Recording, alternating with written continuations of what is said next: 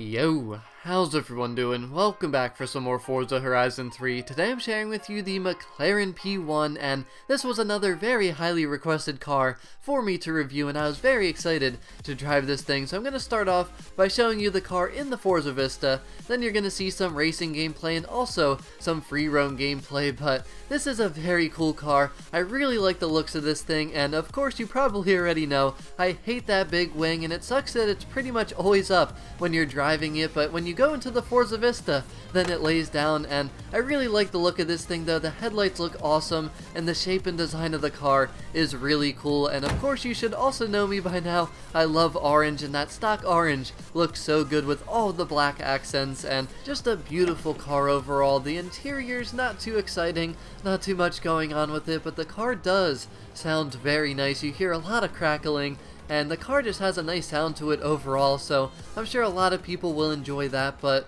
let's talk about the performance of this car, because that is the most important thing and what's going to make it worth that 1.3 million credits to buy in Forza Horizon 3. So let's start with the launch. Now the launch is honestly not that great. It says I think 9.0 on the stats, which makes it look pretty good, but this car is rear-wheel drive. It's at pretty much the top of the S2 class, 900 horsepower, 650 torque, and that's all coming from a 3.8 liter twin turbo V8 and also an electric motor that work together. So a lot of power going to just the rear wheels, but the nice thing is once again we have that mid to rear engine placement, as you can see right here. I mean, look at that. That is absolutely sick, how the whole back end of the car pretty much comes off to expose that motor, but that just looks so cool. Something very unique as well, just that setup, but that helps with the grip, obviously, just having 58% of the weight in the back of the car. But the problem is that is not quite enough, because this car's grip is still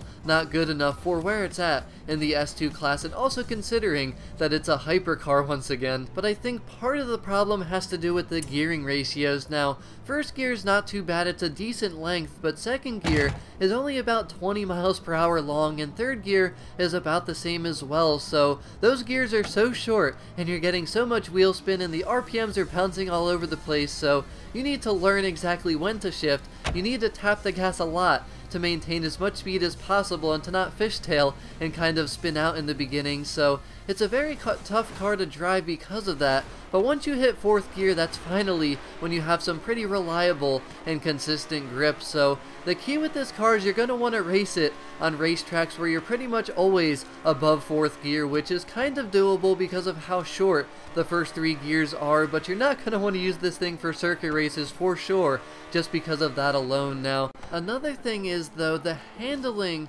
is good. It's like pretty good, but the problem is if you don't know how to drive this thing perfectly, the car is not going to help you out at all. You literally need to angle your turns perfectly, especially when going higher speed. And again, you want to try and keep it above fourth gear though, because if you go down into third gear going around turns, you're really going to need throttle control once again, and obviously that's going to slow you down, especially against all-wheel drive cars. Now, the redeeming attributes of this car, once you hit fourth gear, the acceleration is very good. Once you get that grip and maintain the grip, this car just rips all the way to the top speed, and all the way through seventh gear. The car also shifts fast, which is nice, and that helps the acceleration, but seventh gear feels a little bit sluggish in the beginning just because of how long seventh gear is, but once it gets moving, man, it goes right to the top speed, which is over 250 miles per hour, and that's good for the S2 class. There's certainly faster cars out there, but I was very impressed with the top-end capabilities of this thing, just how it really accelerates fast once it's getting towards that top speed. And the braking on the car is good. It says it's 10.0 on the stats. Now, I don't think it's that good, but the braking is good in this car. I just don't think it's a 10 out of 10. And now if we think about everything that I said here, so the handling is good, but it's not amazing. The braking is good, but not amazing. The speed is good. I mean, it's not perfect. There's cars that are faster, like I said, but the top speed is good, and the acceleration is very good top end. But getting there, the launch, and accelerating in the lower gears because of the lack of grip is not all that great. So is it worth 1.3 million as a race car?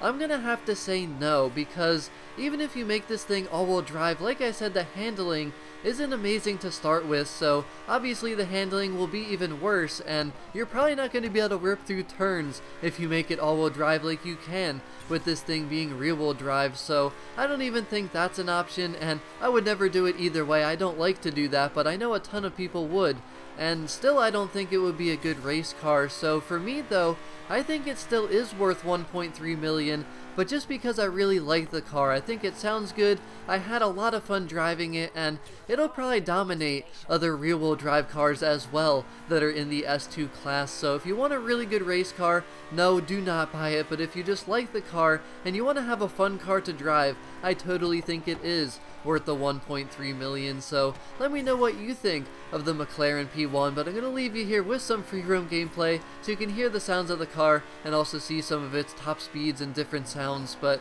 as always, thank you very much for watching. Have a wonderful rest of your day, and I'll talk to y'all again very soon. Peace out.